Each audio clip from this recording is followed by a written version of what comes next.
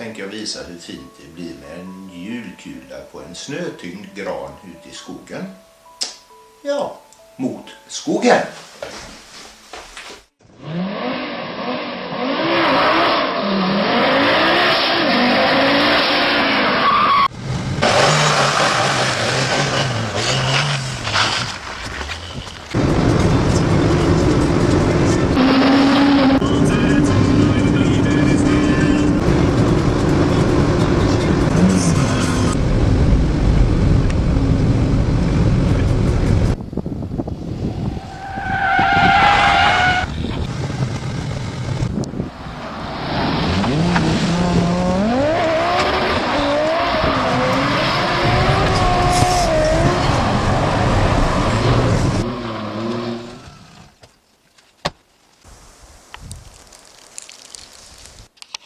Jaha, då är vi i skogen här nu. Nu ska jag bara leta upp en gran för att se om vi hittar några. Jag vet inte, men det bör finnas någon här någonstans.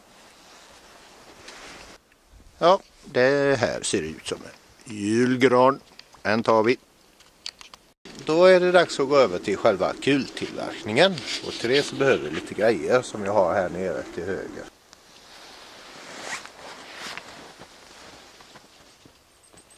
Ja, och då sätter vi fart med detta.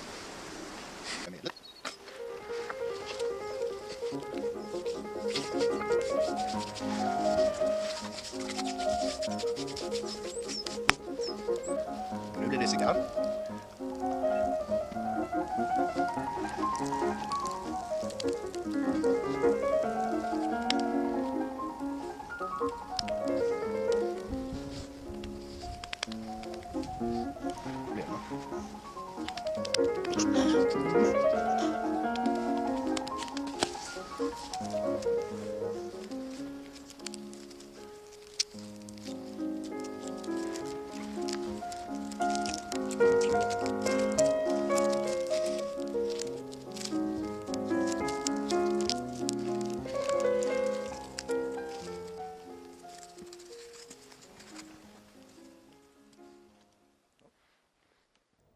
I'm dreaming of the white Christmas, just like the ones I used to know, where the free drops glisten and children listen to hear slight bells in the snow.